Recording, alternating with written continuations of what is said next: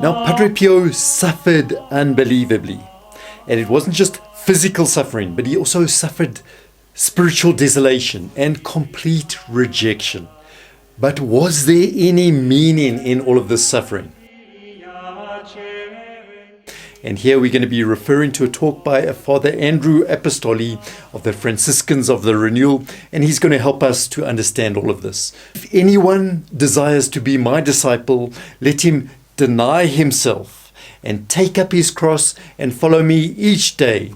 That was the advice of our Lord Jesus Christ himself.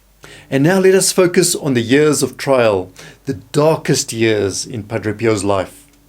And people say that when Padre Pio said Mass, he actually saw himself there right before Christ. He could see what was happening with our Lord on Calvary. So we focus on these darkest years now, 1922 to 33. It's about 10 to 11 years. And these were the times of the greatest darkness in Padre Pio's life. Now, when Padre Pio first joined the Capuchin order, he was just continuously sick. And so the order sent him home to recover. And now he feared that he was going to die outside of the Capuchin order. But there at home, rumors started to spread of miracles that were happening around Padre Pio, even though Padre Pio was still sick. And these rumors got back to the superiors, and eventually they decided they needed to transfer Padre Pio to another monastery, a far more secluded monastery, high up in the mountains. At this stage, Padre Pio had not yet received the stigmata. And so in 1918, March of 1918, Padre Pio was stationed up there in the remote village of San Giovanni, high up in the mountains, only farmers and peasants around, and he couldn't get into any trouble there, surely. Well, 6 months later, Padre Pio received the stigmata. And what happened? Immense crowds now came to see the saint who bore the wounds of our Lord on his hands, on his body. Because of the huge crowds that were now arriving, the superiors wanted to transfer Padre Pio once again to an even more remote place if they could find one. And as he was about to be transferred, the local people started protesting. They didn't want to lose their saint. And so because of this, he wasn't transferred. Now the Pope at that time was a Benedict XV. He in fact was very supportive of Padre Pio. But he died suddenly. And he was succeeded by another Pope, Pius XI. And Pius XI was quite preoccupied with what was going on in the world at that time, the isms of the day, that is fascism, Nazism, and communism, three very similar things that were emerging around the world. And so right then, he didn't have time to now sort out these accusations that were being brought against Padre Pio. These accusations came particularly from the bishop of the diocese of Manfredonia, was one source. Another source was a Father Gemelli, a fellow Franciscan who accused Padre Pio of being a fake and a charlatan and a fraud.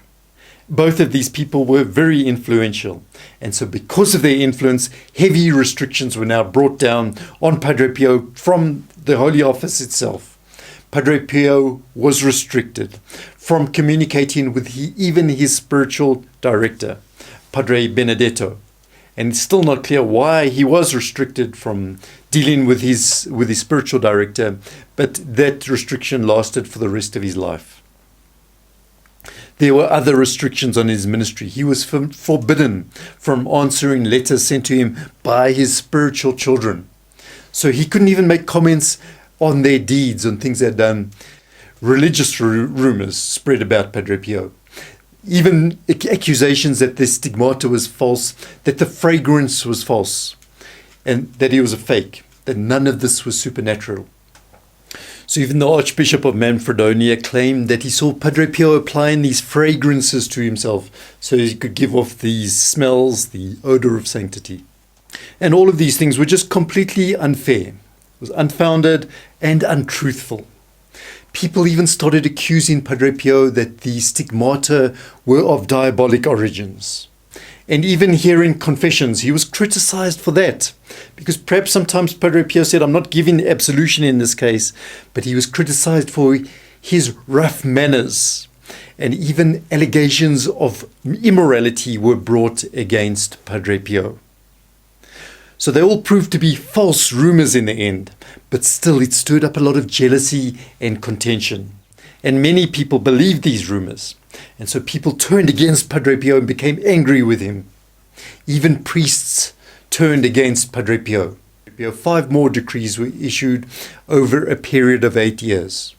And there was this continuous and ongoing investigation of Padre Pio happening. And Padre Pio was restricted further. He was forbidden from saying Mass publicly. This lasted for over 2 years, that banning. And he was forbidden from hearing confessions. So imagine that. The apostle of the confessional was banned from hearing confessions. And this one really hit Padre Pio deeply. It broke his heart because he knew that many of the men, they weren't going to go to confession with anyone else. They just weren't going to go to confession as a result. Padre Pio could not understand it. And so he would ask his spiritual director, who is now Father Augustino, why are they doing this to me? What have I done? And yet, despite all of this, all of these accusations, Padre Pio submitted totally. But he spoke about this bitter chalice. He said it empties and fills. It empties again and it just fills again, ongoing. And throughout all of this, Padre Pio just prays and waits for the time of fulfillment. He waits patiently. And then after a very long time, a period of trial, all of the accusations against Padre Pio were now lifted. His name was completely cleared. And the archbishop who had accused him, he was later removed for conduct unbecoming. And all of the restricted measures were lifted finally by Pope Pius XI, and this was on the feast day of Our Lady of Mount Carmel. And Pius XI, he admitted later on that he'd been very badly misinformed about Padre Pio. So through all of this, Padre Pio was suffering for souls. And this in fact continued right up to the time of his death, the suffering for souls. And Padre Benedetto, his initial spiritual director, observing all of this carefully, he said that Padre Pio had truly developed a mission of co-redemption, of helping our Lord carry his cross. If you've missed one of the other videos, or you wish to see another video, just click one of these links on the end screen. And to receive reminders, you do have to be subscribed to our channel and click that reminder bell. Apostoli, Gabrieli,